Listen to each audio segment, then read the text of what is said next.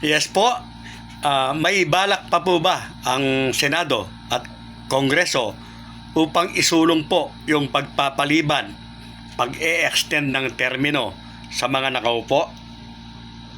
Pero siyempre po, bago ang lahat, ako po ay nag-aanyaya sa inyo na sa mga hindi pa po nakapag-subscribe, yung napadaan lamang po sa channel na ito.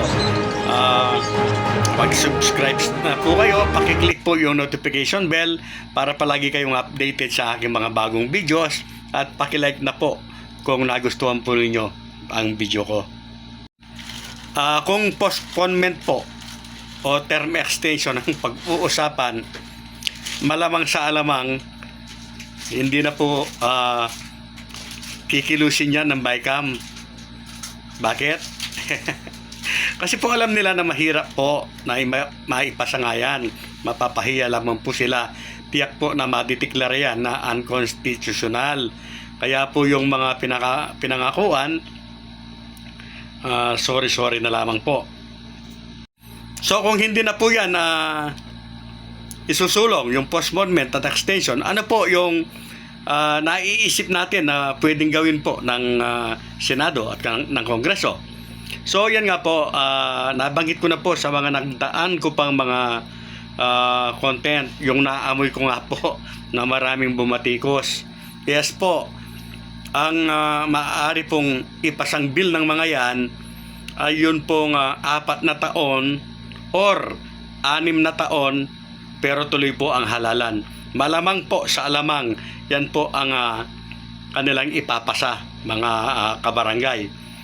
Kung sakali po na talagang yan nga po ang maipasa, ano ang mangyayari? Siyempre po marami ang matutuwa, meron din naman pong malulungkot. At sa mga third-termer po, siyempre po kung hindi po yan i-reset, hindi na po sila makakahabol. Pero sa ganang akin po ay baka i-reset po yung termino ng kahit first termer, second termer, third termer. Sa akin pong naaamoy o sa aking palagay ay maaring i-reset po yan sa 0 term. Kung ang mangyayari nga po ay matutuloy ang halalan at ang makikinabang po sa itatakdang termino ay yung mga mananalo, yes po, may chance po na ma-reset nga yan sa 0. So lahat po ng mga gustong humabol, nakaupo man o baguhan, ay everybody's happy.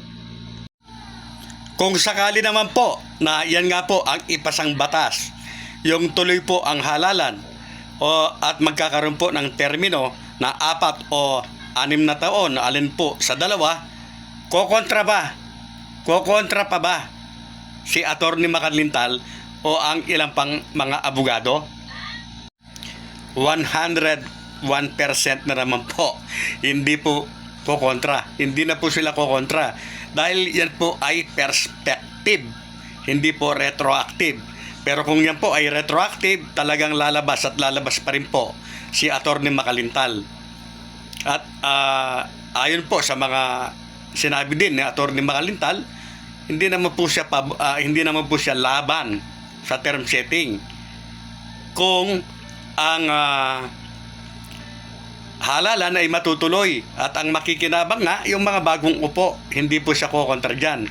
Ang kinokontra lamang po niya ay yung retroactive, yung term setting po na maaring makapag-postpone at mag-extend ng termino.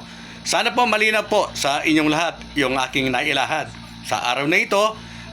Bagamat tayo po ay patuloy pa rin na nakaantabay at naghihintay po kung ano po ang mangyayari sa BICAM. Maraming salamat po muli, Coiners Ring.